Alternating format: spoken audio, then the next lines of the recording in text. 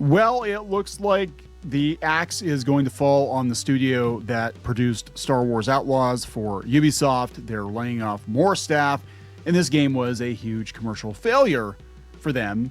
So much, in fact, they had to address it publicly and talk about why this game failed. If I remember correctly, the CEO was talking about its failure not too long ago.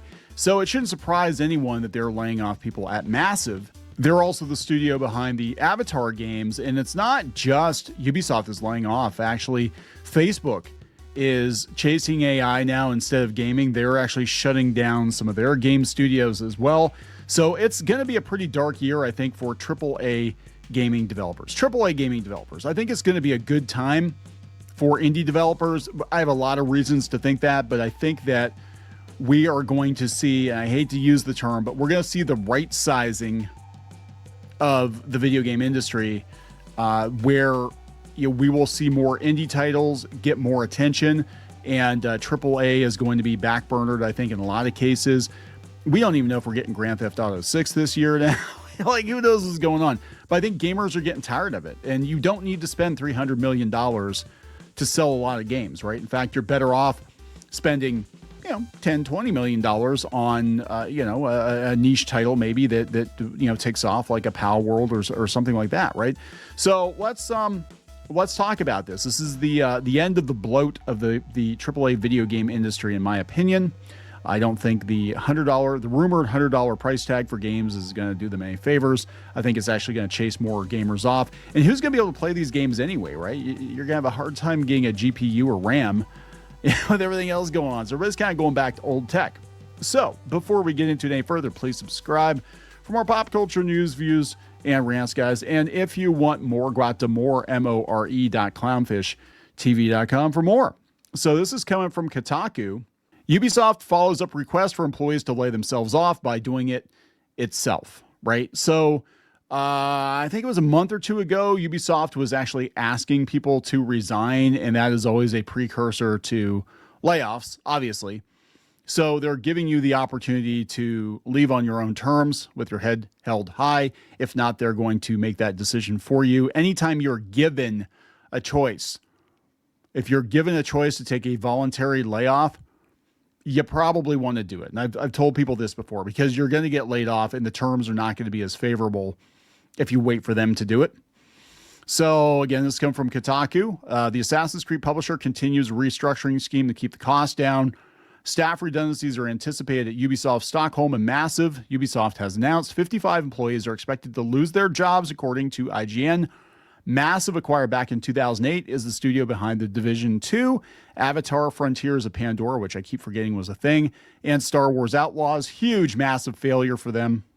In a statement, Ubisoft explained, this restructure follows the completion of the voluntary leave program launched during the fall of 2025, a finalized long-term roadmap, that's what they're calling it, and a completed staffing and appointment process, which together have provided clear visibility into the structure and capacity required to support the two studios' work and sustainability over time. That last part is the most important part. Sustainability, right? You need to be in business in 10 years. And you don't stay in business during these unprecedented economic times by blowing $300 million on games nobody wants to play, and then paying your people through the nose. They're all going to the unions. And in fact, they actually shut down one of the unionized studios in Canada a couple of days after they announced they were unionized, because they knew it was going to cost more money. So this is the new normal, guys. And a lot of these jobs, part of it is AI, I think, because a lot of the grunt work can be done by AI, but you can't pay some like junior game developer $100,000 a year. The job can easily be done by AI, and you can work with a veteran coder, right? I mean, it's just, everything is changing. The proposed restructuring will begin with a focus on individual agreements, and impacted employees are being informed directly and supported with care and respect in line with local regulations. Yeah, we won't want to get in trouble. So Kotaku goes on to say Ubisoft's slow, painful transformation. The news comes months after the French publisher began a new cost-cutting restructuring plan back in October. It asked developers at Massive to lay themselves off voluntarily. Apparently they didn't. The publisher's redundancy scheme came after a new deal with Tencent, in which the conglomerate invested over $1 billion in a smaller subsidiary, Vantage Studios. The new studio will focus on the Assassin's Creed, Far Cry, and Rainbow Six Siege franchises. Yeah, so what they did is they took all the franchises they thought had a future and they punted them over to this new company. And then all the dead weight, they're going to cut it off. That's it. They're going to get rid of you. IGN notes, despite the new layoffs, updates for Tom Clancy's Division 2 will continue, as will development for the Division 3 and the Division 2 survivors. News of cuts at Ubisoft is not new. Last week, Ubisoft closed its Halifax office after it unionized, like 2 days. 2 days after they formally unionized, and they all got cut because they're like, yeah, we can't afford to pay you. Yeah. And then this is going to happen more and more. They're saying it's union busting some people. But again, I think they're just looking at the cost of it. And it's like, yeah, you guys aren't really bringing it, and we can't pay you whatever you want now, and that's it.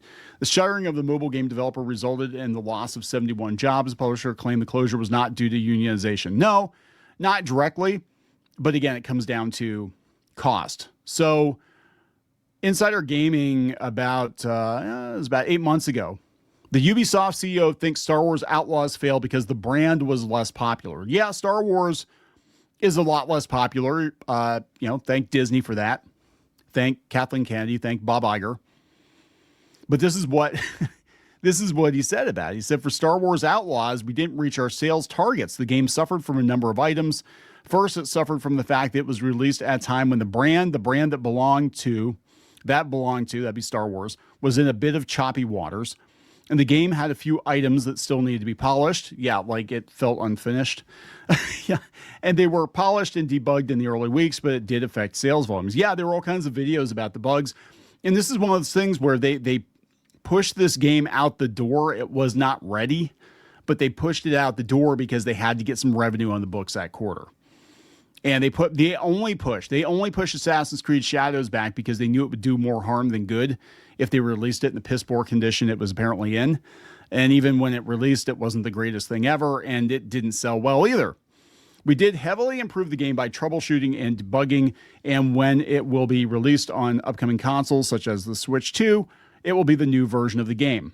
Well, golly, I hope so. But remember when developers used to polish their games and test them before they release them to the public? But now with patches, you can release a shitty piss poor game and hope that you can fix it in post, right?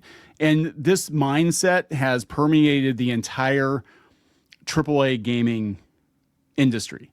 And this is a big reason why I think people don't trust AAA games, because they get an unfinished product. Can you imagine back in the day if you got a piss poor Mario game?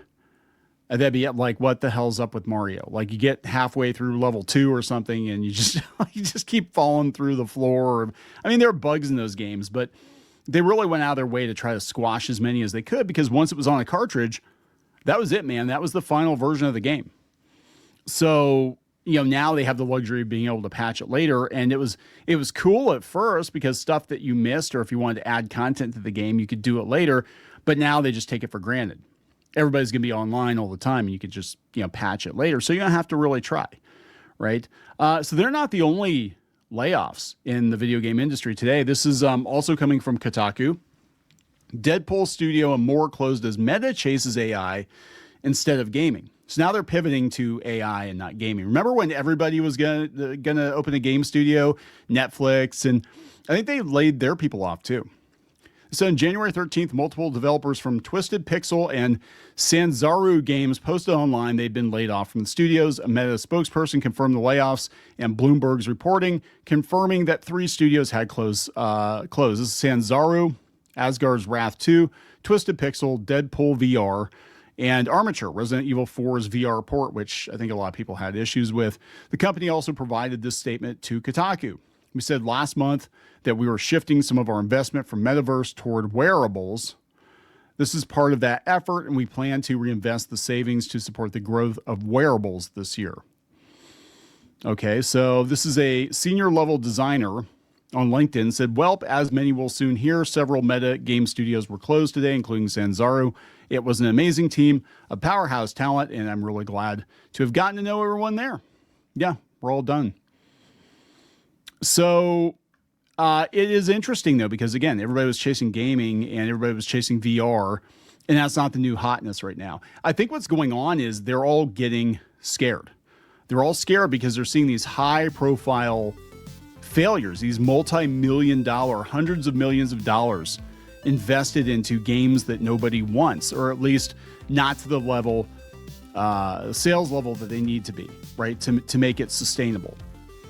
And they're scared. They're like, we can't drop $250 million on a game nobody wants, right? And they're going to go out and they're going to play some indie game instead.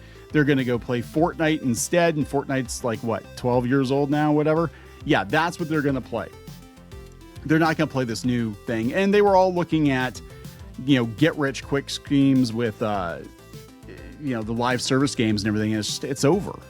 I think a lot of these companies know it's over. Now, the flip side is we can go back to making proper games and actually having people who like games make those games.